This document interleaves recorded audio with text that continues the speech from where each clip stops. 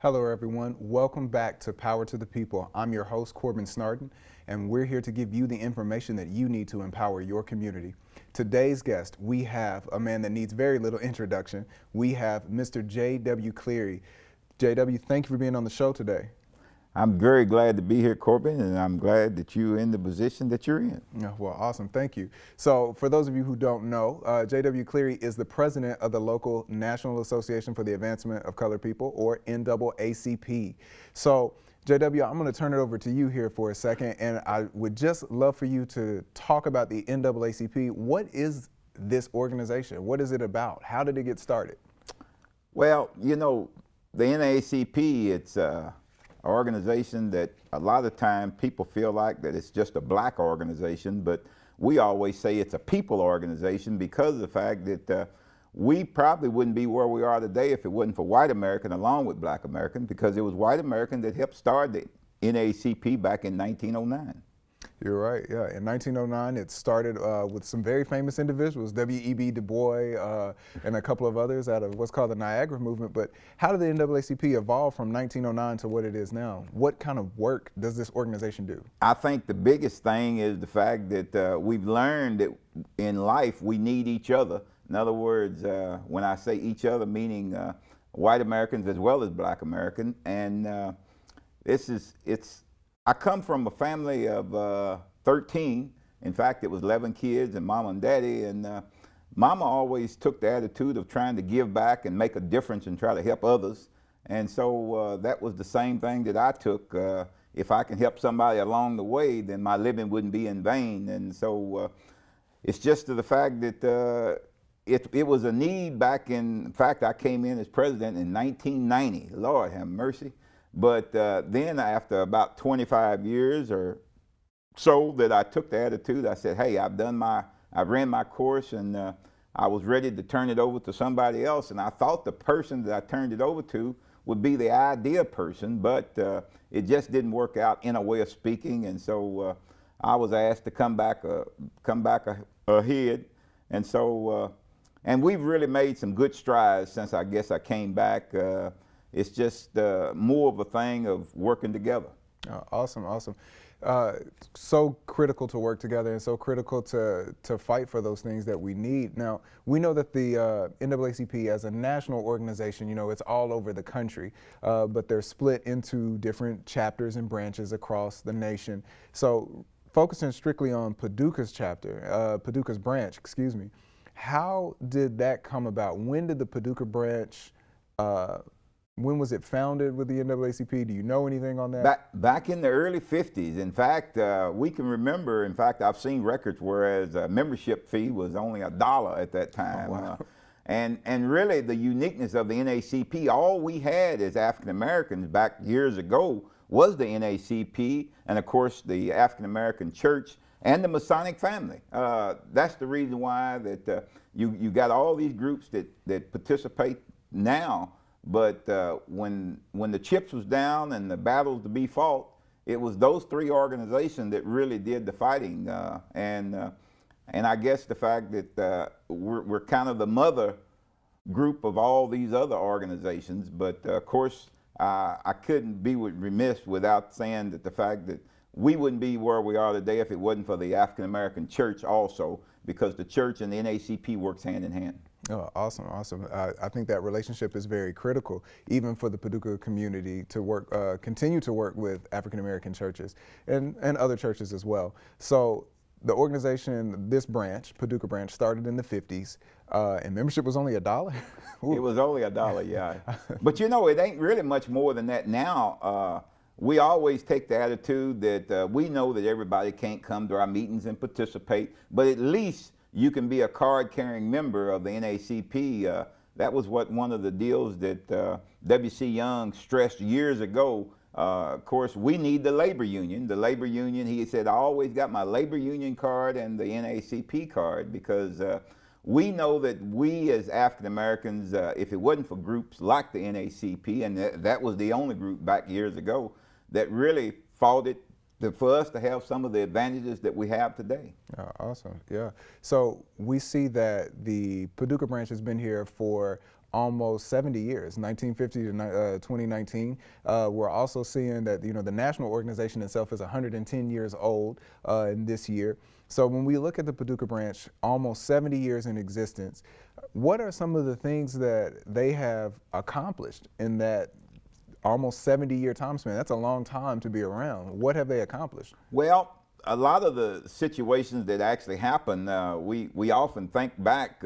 People take it as for granted that we could always go into restaurants and hotels and this type of thing, and that was not the case. In fact, integration, it was a plus, but then it was also a negative in a way of speaking, because of the fact that at one time we had our own African American grocery stores, we had our own African American doctors and lawyers and this type of thing, because we could not participate in the other situation.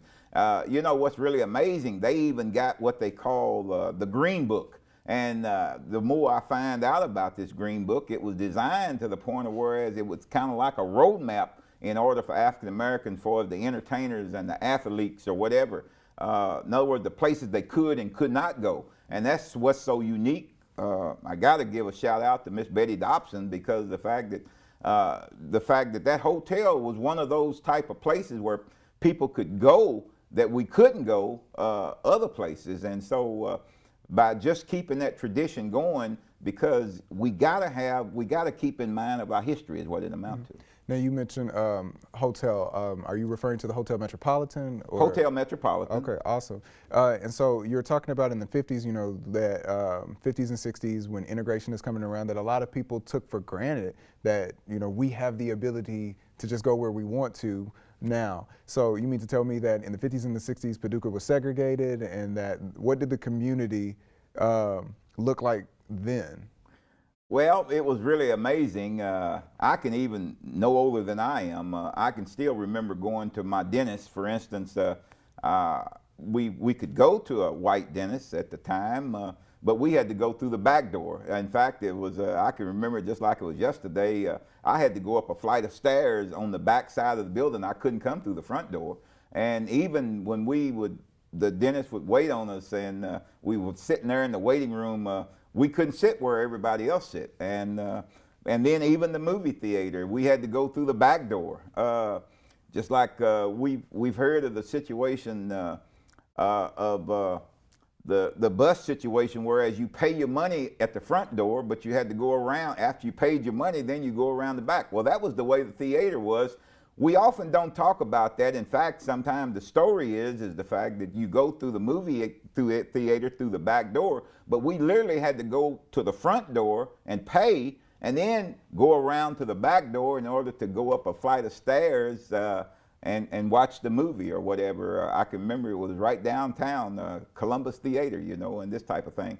But the flip side of that is the fact that like I said, at one time, it was African-American businesses, a lot of them. But now we don't have that many African-American businesses, because it tends to the point of whereas, and I would like to say to all the listeners out there, take the attitude of supporting your African-American businesses, because of the fact that they couldn't exist without you is what it amounts to. But we want to take the attitude that white Americans, you can participate also to help in the struggle by supporting also the African-American businesses. I agree. And looking at something that's very near and dear to me is entrepreneurship, and seeing people being able to own those businesses. I think it is great that we have progressed past segregation and progressed past having to go through the back door to get to places. But I also see your point that we've lost some of the things that were strengthened in the black community, black businesses and black professionals in that community. But moving even past forward from the 50s and the 60s, so we see that we had a segregated Paducah, and that some of those landmarks like the Columbia Theater are still there, and you can actually still see where the colored entrances and things are. After that, and that victory with the NAACP here, what did they focus on in, say, the 70s, the 80s, the 90s? Well, I guess education was probably one of the biggest things. The Brown versus Board of Education was probably, in other words, the fact that in other words, they looked at African Americans that all they could do is run and jump and this type of thing, and play sports, but and play music, but we found out that also that if African Americans get the opportunity, we found out that they can strive in education just as hard as anybody else, because of the fact that a lot of times, even in today's world, you know, a lot of times we won't start our kids until they get to, say, kindergarten or whatever, but we got to start with our kids at age 1 and 2, you know, in a way of speaking. You know, we just got to keep them with their mindset that they can make a difference and they can learn and they can do whatever. But what tend to happen a lot of times is the fact that a lot of our African American kids would be in environments to the point of whereas that they couldn't do this or they couldn't do that. And that was what they were told. But we found out that if you use a positive attitude, that, hey, yes, you can. You can go as high as you want to do, but you got to work hard at it. Mm-hmm. I agree. Hard work and some encouragement goes a long way when it comes, especially to the children. So when we're looking at, you know, advancements and things like that, you mentioned education. You mentioned we've gone past segregation. Now, I know that you've been a part of the organization for a long time and have been a part of this branch for a very long time, but I know that there are some heroes that have been in the organization in the branch who may have gone on. Who were some of the bigger names in that time period? Well, of course, right off the top of my head, I would have to say Cleary Brown. Of course, Cleary Brown, of course, he is a member of the state human rights in the Hall of Fame, and but Cleary Brown was also the president of this branch of the NAACP local branch for 30 years. But then you got W.C. Young that truly made a difference. In fact, the story is, or it ain't a story, people take the attitude that the community center, for instance, was always there, and it wasn't. It was the fact that some of the things that W.C. done to try to work with the governor of the state of Kentucky, and they got a $50,000 grant in order to get that community center built. And of course, that was a big deal back years ago. And then, of course, you got W.G. Harvey, a man that passed on, and Gladman Umbles, in other words, Velma Hammock. In other words, you can just kind of go right on down the line, these people that truly made a difference, even like the Robert Colemans. In other words, but what tend to happen is that if you look around today, that's what kind of, I came under these people. In other words, I ran with them and I tried to learn with them, and but they're gone now. So it's up to people like me and you, and what just wanting to try to help make a difference. And so I just think it takes all of us to try to do that. I agree with you. You know, when you mention these names, Gladman Umbles, Robert Coleman, and the list goes on and on, you know, I think that I see the generation now that's coming up, they don't know as much about these people. They don't know that, you know, okay, why is Robert Coleman Park named after this man? They don't know why W.C. Young Center is named after W.C. Young. And I think that there's a component of education missing in there. You know, I'm a non-native Paducahian and moved here, but I see these names on plaques and parks and places that I go. Do you think that we've lost the respect of the history for those people, or do you think that it's just people are just moving on from them? I don't really think we've lost it. That's the reason why that we try to keep these names. I was so proud of WKTC, their arts department, to do this this unveiling of famous, what we feel like, people that have truly made a difference, that have set the road for people like me and you. In other words, I think that, well, even the street renaming, Clarence Big House Gangs, Brother Anderson, that right here at the college. In other words, you know, the story is the fact that Brother Anderson took the attitude of he knew education could make a difference, and the fact that he was determined to build the old West Kentucky school, and through support from the county government and the city government and the state government, it happened. And then, of course, the story now is that we got this big, pretty school, and which is nice, and that's all there's to it. But it was people like that that really paved the road for people like me to be able to have what we have today. Awesome. So those heroes are definitely important to this community, and they're definitely bedrocks and pillars for what has been built already. And so, you know, in 70 years of existence as a branch in association with the national branch, you know, we've seen a lot of successes and accomplishments. Now, not to air out dirty laundry, but certainly there's been some challenges over the last 70 years of existence as this branch. What are some of the challenges that this branch has had to face over the years?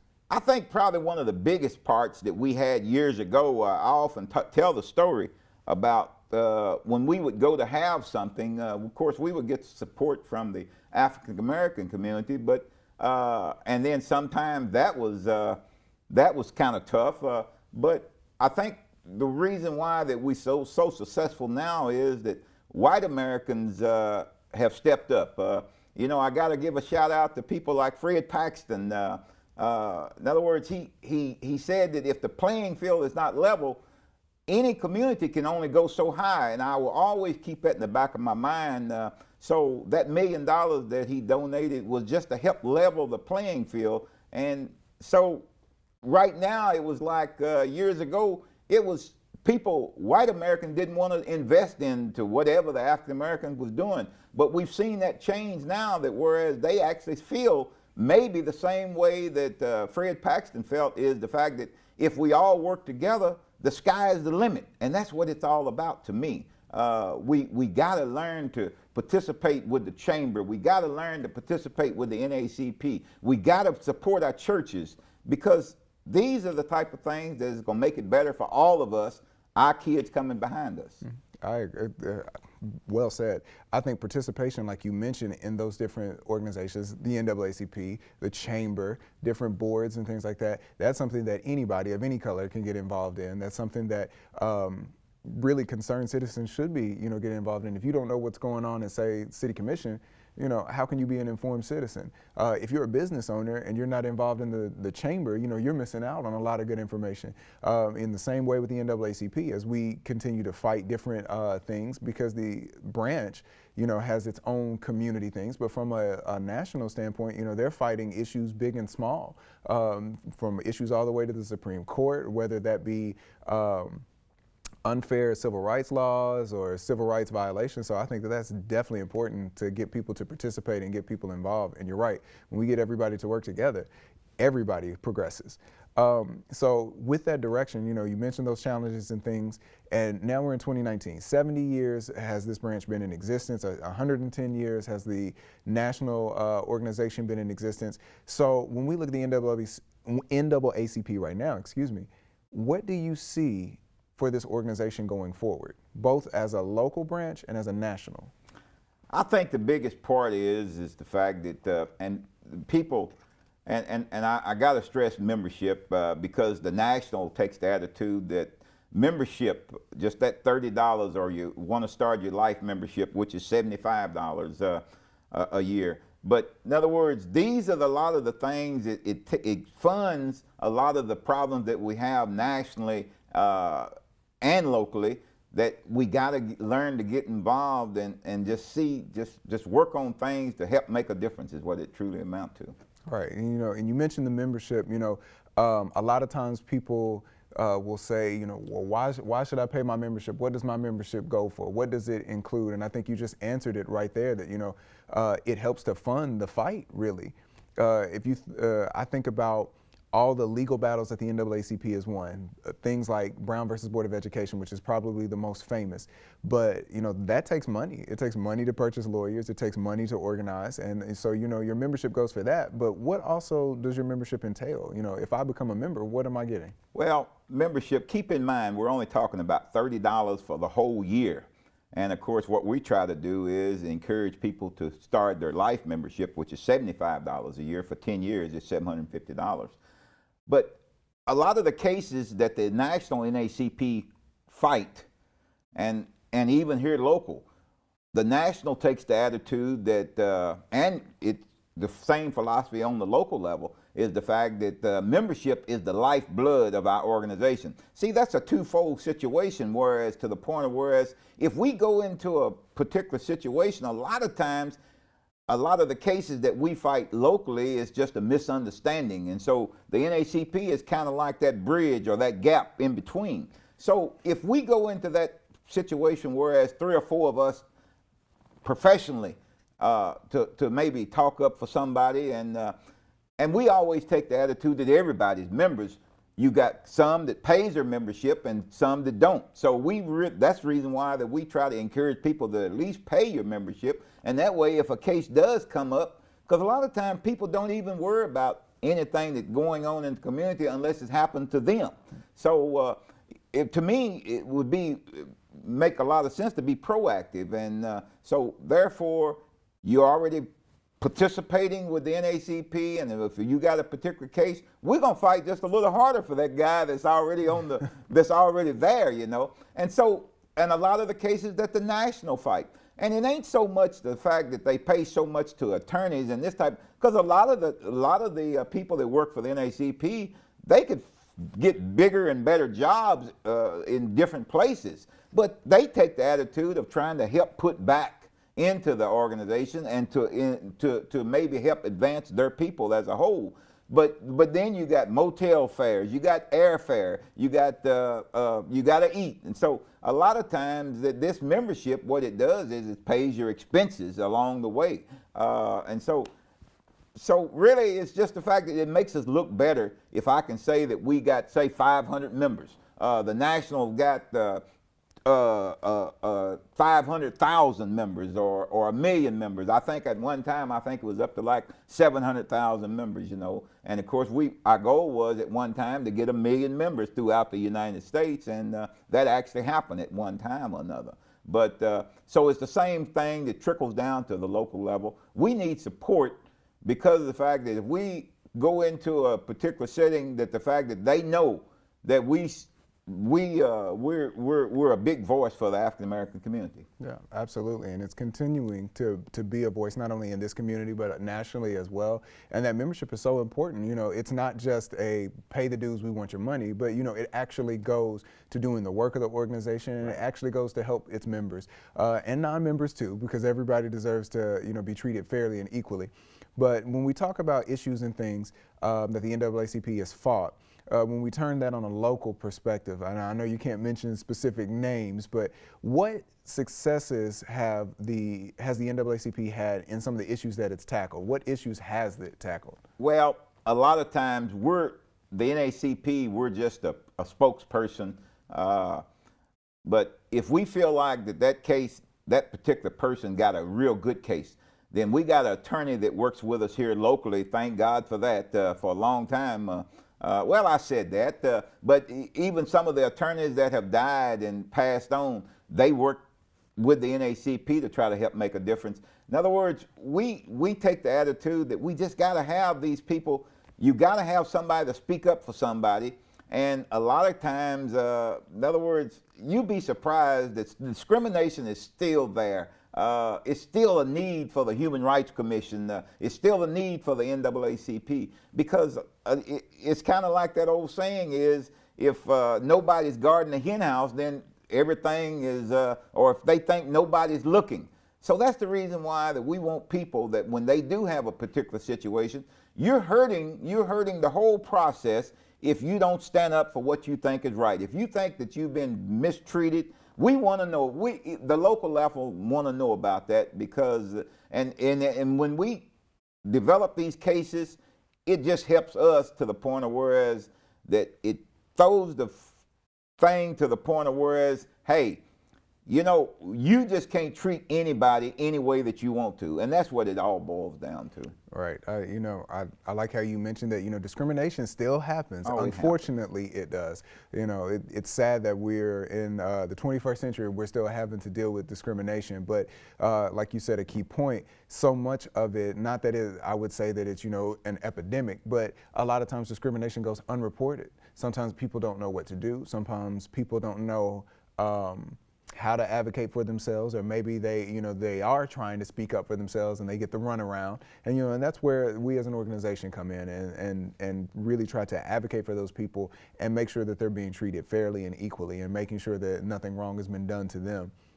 So, when we mention those issues and getting people into all of those different things, I would love to see a day where the NAACP doesn't have to fight discrimination anymore. I would love to see that, because it just doesn't exist. But, you mentioned membership is the lifeblood of this organization. So first off, how does one even become a member?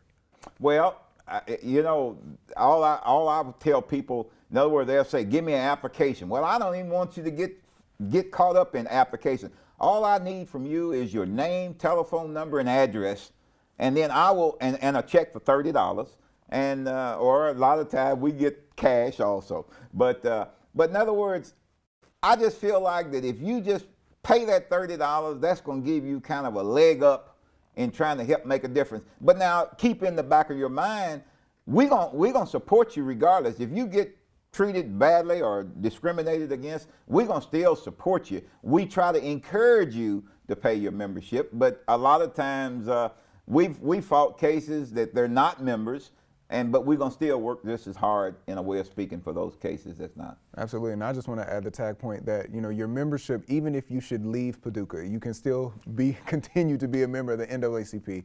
You know, you can move to a different branch if that city that you move to has a branch of its own, or you can still be a member at large. So, you know, you still have that protection of the NAACP. I always want to kind of mention that. And so, surely, you know, with membership and things like that, well, can you tell our viewers about, you know, when are the meetings, what time are the meetings, the location?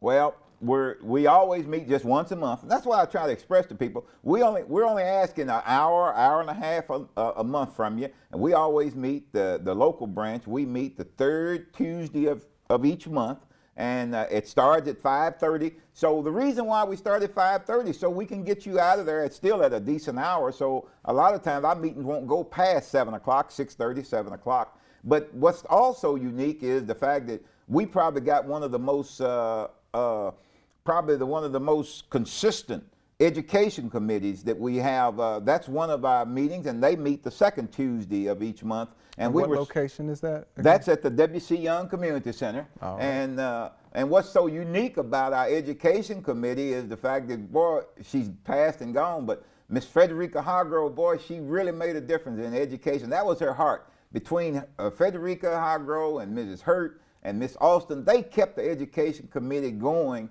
And then, of course, we had a young man by the name of Corbin Snorton that came up and picked it up and just ran with it, and he is doing a super job in our community.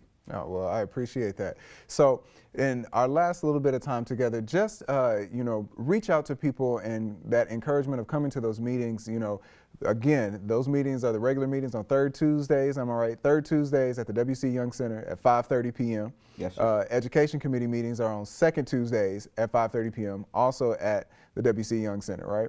That's correct. All right. And we want to get you involved in our youth also. The youth membership is only $10. And of course, Rose Lowry has been our youth advisor for many, many years. And she is, of course, went through a little ailment, but she's coming back. And so they meet, of course, on Saturday, but and it's always the third Saturday. So we just want to try to get you back involved. Well, awesome. JW, I want to thank you for having you on the show today, and I want to thank all of our viewers for watching. Make sure that you follow us on Facebook at Paducah NAACP, and we want to encourage you to become a member and catch us next time on Power to the People.